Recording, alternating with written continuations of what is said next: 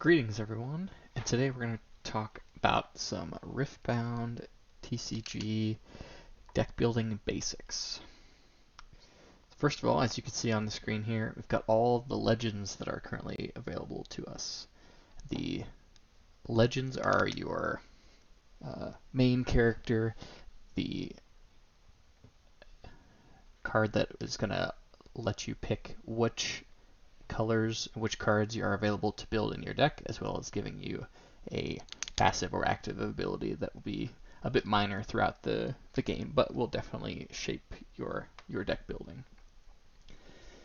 As you can see, each of the legends has two colors that you have access to playing those. So the Mind, the blue one, the Calm, the green one, Order, the yellow one, are usually about holding. The Body, orange, Fury, red, or Chaos, purple, are more about conquering. So each of those kind of determines how the cards that are going to go in your deck are going to determine your play style. So there's different combinations, and some even have the same. For example, the Master Yi and Lee Sin have the same green-orange combination, as well as Victor having yellow and blue, and Lux having yellow and blue. So they're going to be able to run similar cards out of the same pools, but they're going to play very differently just by what their legend abilities say. So once you have picked your legend, you next get to pick your hero unit. So you must run at least one of your named hero. So for example, if I choose Lux to be my hero, I have to have at least one Lux champion unit, and that will start not in the field of play, but out on the board so that you have access to it whenever you need it. Lux, if you remember, has blue and yellow. So this is the yellow Lux Crown Guard, which is a 4 energy, 2 might, has a reaction to add 2 energy, only to play spells. But you also, if you're looking for Lux, have the option of the blue Lux, which is a more expensive unit at 6 energy and 1 power and 5 might. And then when you play a spell that costs 5 or more, it gives it +3 might this turn. So you have the option, you can play both of them in your deck if you'd like, but one of these will start every game on the field if your legend is Lux. Alright, so next, just talking through how to play your units. So looking at the units, you see in the top left is the energy cost. So this will scale up, and obviously more powerful units will cost more energy. Tapping your runes gives you energy, so the more runes you have, the more cards that you can play, and the more powerful cards that you can play.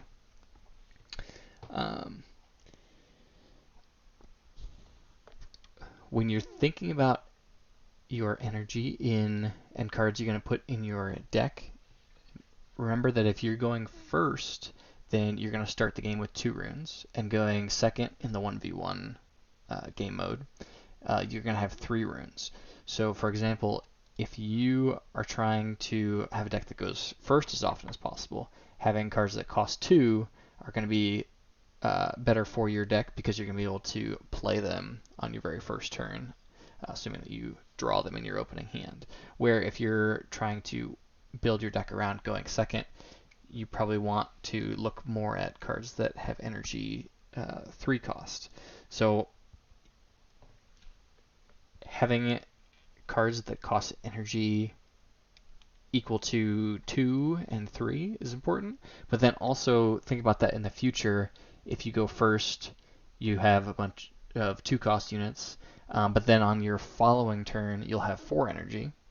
So your even numbered energy units are going to be where you want to look if you are consistently trying to go first. Where the other way around, if you're going second, you go 3, 5, 7. So your odd numbered energy are going to be better if you are trying to go second. So that's something to keep in mind when you're deciding what low energy cards you're going to play. Next up, we're going to talk about the units that cost energy, also sometimes cost power, which is the little colored symbol. There it is. All right, so we're going to look at the Vanguard Sergeant here first. So 4 energy, 4 might. No text, just a pretty basic vanilla unit. So he costs no energy. So when you play him, you do not need to put any runes back on the bottom of your rune deck. However, if you look at the hero unit for Victor, also costs 4 energy, also has 4 might, has an ability, but also costs 1 power to play. So when you play Victor, you will be getting a more powerful unit because Victor just has a text box of when another non-recruit unit you control dies, play a 1 might recruit unit into your base, which is very good for Victor. He's trying to spam out the little tokens. But knowing that you're going to have to pay this power cost means that on your following turn you are going to have 1 less energy than you would have if you had just played the Vanguard Sergeant. So that's something to keep in mind when you're building your deck. All of the cards that cost power are usually more powerful. However, they will restrict the amount of things that you'll be able to do scaling into the future. So if your opponent is playing a lot of units that do not cost any power, and you're playing a bunch of units that do cost power and not getting the full benefit out of the effects that they give, then you're going to slowly fall behind, and they're going to be able to be using 10 to 12 runes per turn, and you're going to be sitting somewhere between 6 and 8 if you are constantly using power for things that maybe aren't quite worth it. But that's just something you have to think about.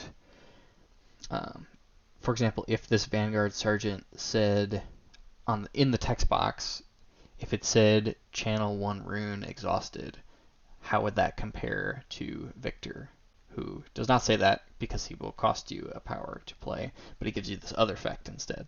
So it's just a toss-up on what your deck is trying to do. If you are trying to spam out these 1 might recruit tokens, then this is probably worth it for you in your deck. But if you're just looking for a 4 cost, 4 might body, then maybe the Vanguard Sergeant is more what you're looking for, just to not have to pay the power costs and be able to have more energy for future turns. So when we're looking at units, normally 1 energy is equal to about 1 power. So for example, all the 4 different types of poros that we have here, they're all 2 energy and 2 might to begin with, and then depending on which color poro you're playing, they have different effects. For example, the Stalwart poro out of green has shield, so while it's defending, it's more powerful, where the yellow has assault, so while it's attacking, it's a bit better. Normally, units that are cheap like this are just going to be used to quickly conquer a battlefield and get you a quick point. Maybe they'll stay there for a turn, but most likely your opponent will end up clearing them.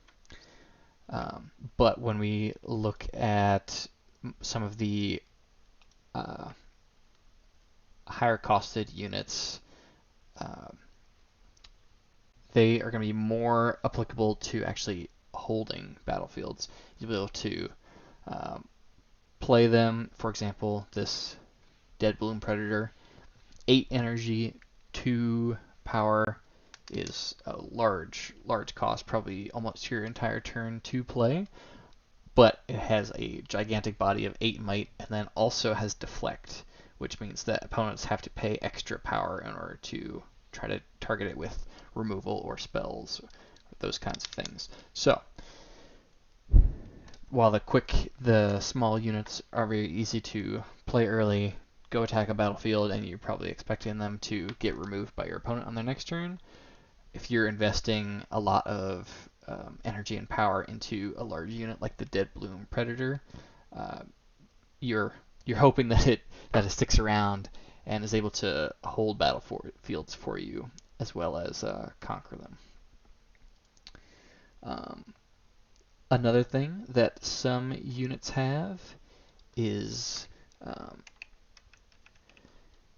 accelerate, which means that normally all of your units come in exhausted, but units with accelerate, you can pay extra energy and power to have these units come in readied instead, which is a very powerful effect because you go from having nothing on the board to immediately having a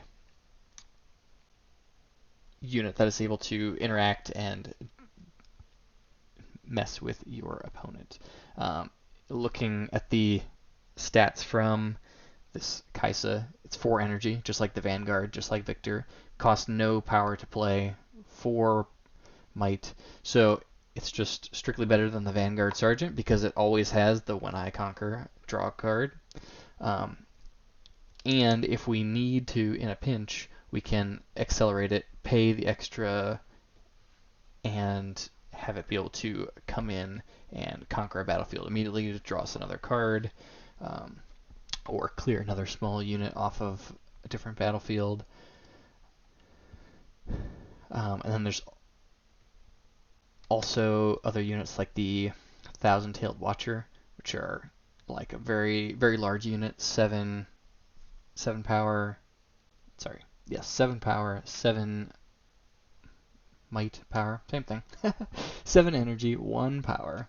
And then you can pay the extra, and then it also has a, when it comes into play, effect, give enemy units -3 this turn to a minimum of 1. So this is probably one of the best units because it's able to give a debuff to all of your opponent's things, as well as being a giant body, as well as coming in readied. It just does everything that you want, but remember, if you're playing cards that cost too much power earlier in the game, you're not going to have enough runes out on the field to play this when you need it in the end game. So picking and choosing which cards you play that cost power is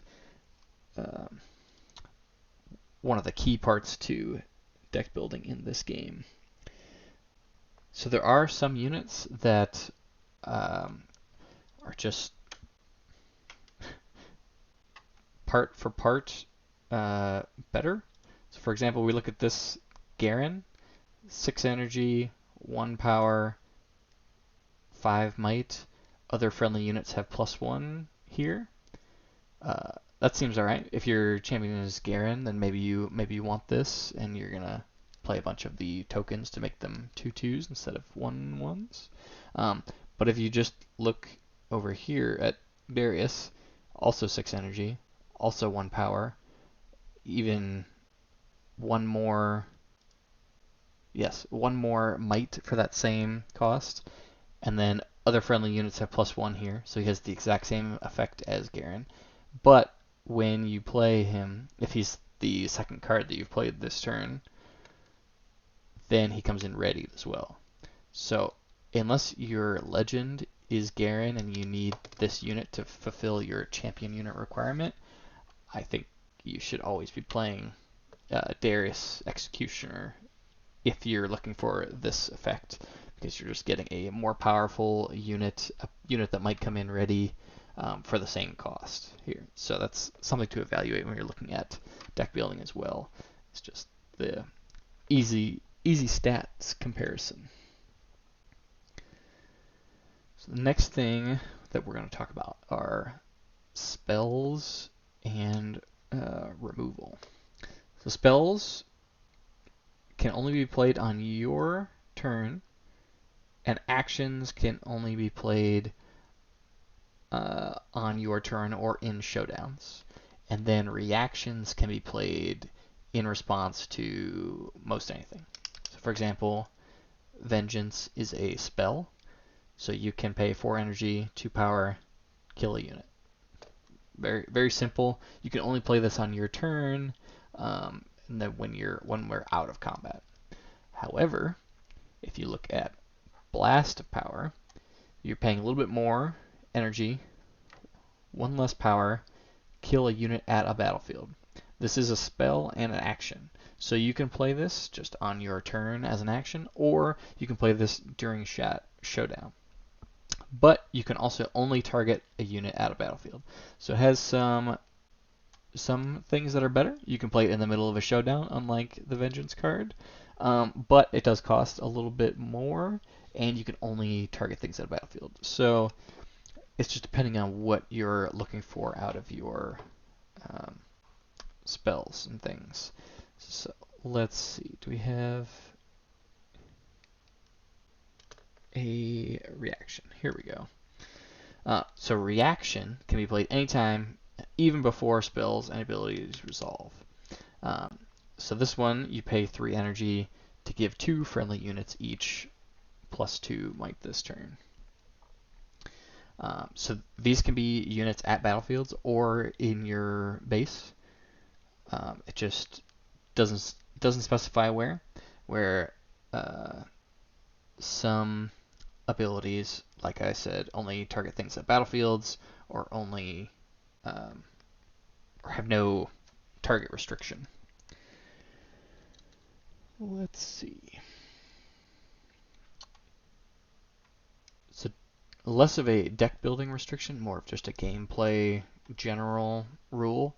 Playing this Blast of Power to kill a unit that costs less than 6 energy and 1 power is probably a lot of the time not worth it. For example, if you're killing a Poro that costs 2 energy and has 2 power, not power, I keep confusing power and might. My mistake. 2 energy, 2 might. If you're playing this card to kill that unit, you're probably in a bad spot. So just keep in mind where your resources are going. All right. So one more example of spells. Let's see. So if we look at the Hex Tech Ray, 1 energy, 1 power action, so you can play it during a showdown. Deal 3 to a unit at a battlefield.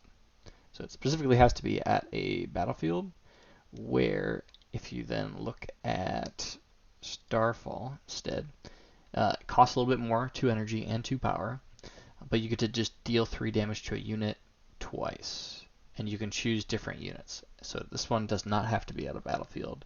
So I'm fairly certain almost all of the decks that are running red are running 3 copies of this card, just because it's good at clearing high health stuff, because you can just do 6 to a unit with it, or multiple small things.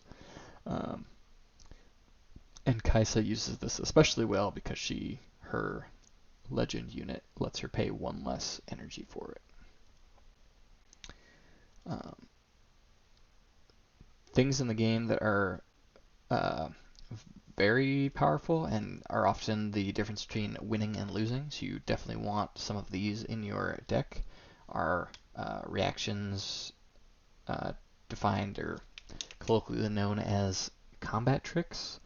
So Smokescreen here, for example, give a unit -4 might this turn to a minimum of 1. So that turns the tide of a combat or showdown very quickly if your opponent thinks that they have 4 might more than they actually do. So you always have to keep in mind while playing, what energy does my opponent have up to be able to play tricks like this. However, there are reactions that give you different ways to pay for them. So instead of paying 3 energy for Call to Glory, as you play it, you may spend a buff as an additional cost if you do ignore this spell's cost. So be careful when you're playing against heroes that are buffing their units, because this can come out of nowhere even if they don't have any energy floating or available to them. Alright, next let's talk about gear, which are small passive abilities that will just get played into your base and stick around for the rest of the game, barring any card effects that make them get discarded. So we have this Orb of Regret. So it cost 1 energy to play, and then you can exhaust it to give a unit -1 this turn to a minimum of 1. So an onboard combat trick your opponent has to keep in mind constantly, and you could potentially have more than one of them out on the field to dole out multiple -1s in a turn. Another thing that a lot of decks look at using are the seals. So they cost 1 power to play them, but for the rest of the game, as a reaction, you can tap them to add 1 power. So remember how I said playing units that cost 1 power is going to put you slowly behind gaining 2 runes every turn? Well, if you get these out, then you get to play the more powerful units as well as not falling behind on the resource curves. I think when you're playing the gears, though, I feel like people try to skimp on them because they don't really do anything. If you draw them in the late game, they don't really do anything. But I think you're a deck that either wants to run 3 of them so that you can see them and get as many in play as possible, or if you're not going to run 3 of them, I think you should probably run 0 of them. If you can afford not to play them, then I say don't waste the deck slots on them. But if you are playing a bunch of things that cost power, then they're a great way to not fall behind on resources. But they are a dead card in the late game when you just need that 1 unit to finish the game, and you draw one of these. Feels not so great. All right. Next, let's chat about our runes really quick. So you need a total of 12 runes, but you can run any combination number that you want. For example, I have a Jinx deck that runs all 12 runes are Fury runes, and I can still run Chaos cards in that deck as long as I'm not looking for them to cost any power, because as long as I don't have to bottom a specifically purple card or a specifically Chaos rune to the bottom of the deck, then I can still play that card, and it doesn't matter that I don't have that specific energy type. So I think a lot of decks that are running split cards down the middle are running 6 and 6 or 7 and 5. It just depends on what cards in your deck are actually costing power. For example, you can run a bunch of yellow order cards, but if they don't cost any power and the mind runes, or the mind cards that you're playing in your Victor deck, for example, are the ones that cost power. You're definitely going to want to run more mind runes than order runes. Um, it's just something to keep in mind of, even if you're running a bunch of yellow cards, if they don't cost the power, then you don't need the yellow rune specifically. All right, moving on from runes, talk battlefields really quick.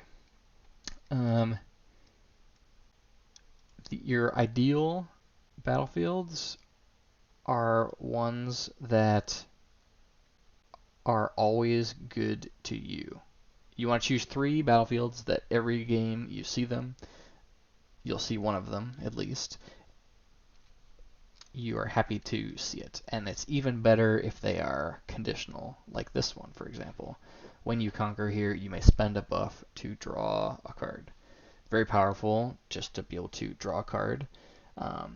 If I'm a deck that's handing out a lot of buffs, then I know that I'm going to be able to complete this side quest, we'll call it, where I may be playing against an opponent who doesn't have any cards in their deck at all that buffs. So this is basically a blank battlefield to them, where to me, if I'm able to conquer it, I get to trade in a buff.